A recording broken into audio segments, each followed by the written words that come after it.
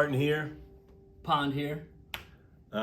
Still Black History Month, so we want to talk to you about something that it's kind of complicated, but we're gonna try to make it happen here. So we're gonna give you a very condensed history of American roots music. And I'm gonna talk about some things, and Mr. Pond, who's way more knowledgeable than I am, is gonna talk about some things, but let's jump into it. So that's Bill Monroe. And many people consider him the father of bluegrass music. So he kind of created the genre. Yep. And then this is a man named Arnold Shultz. There aren't very many photos of him, so that's kind of the best that we could find. Now, Bill Monroe learned from Arnold Shultz and then took all the things that he learned and kind of created what we know today as modern bluegrass music. Now, Arnold Shultz is currently connected to a company called Pisgah Banjo, and they're local, and they make really cool banjos just like this one. I actually have one. And they are raising money for a fund called the Arnold Shultz Fund. We're gonna talk about that in a minute, but first we're gonna talk about the banjo. And I'm gonna hand it over now. All right, to Mr. so Pond. this 5-string banjo that you see today is pretty modern. It's got a lot of metal, it's got a lot of machined parts on it, but it actually came from an African instrument. The roots of this banjo instrument go back to West Africa, and we have it here in the United States due to the international slave trade that was going on.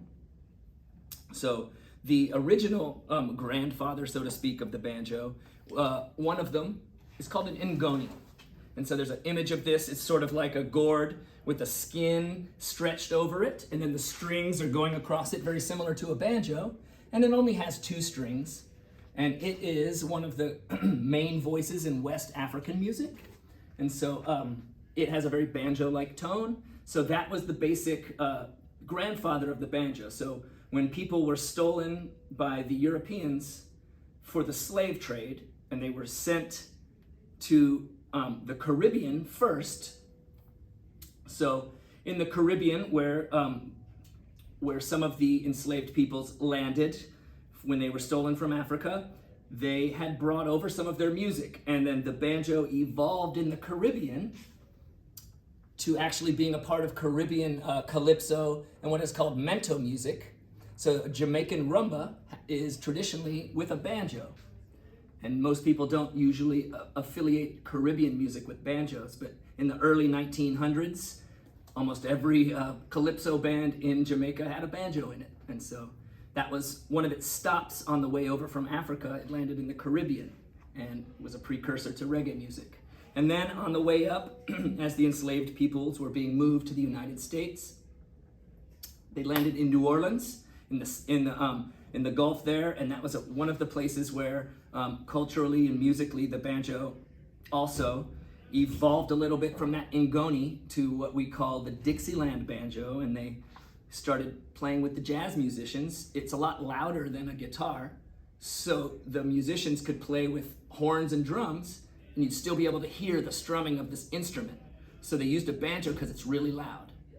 And so in New Orleans started to form a type of American banjo music called Dixieland.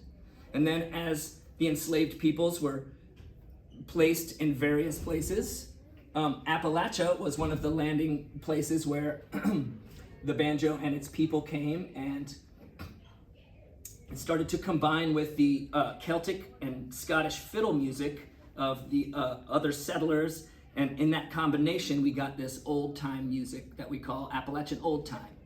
And where we might think the banjo came from was Appalachian, but it really came through the enslaved people that were brought to Appalachia.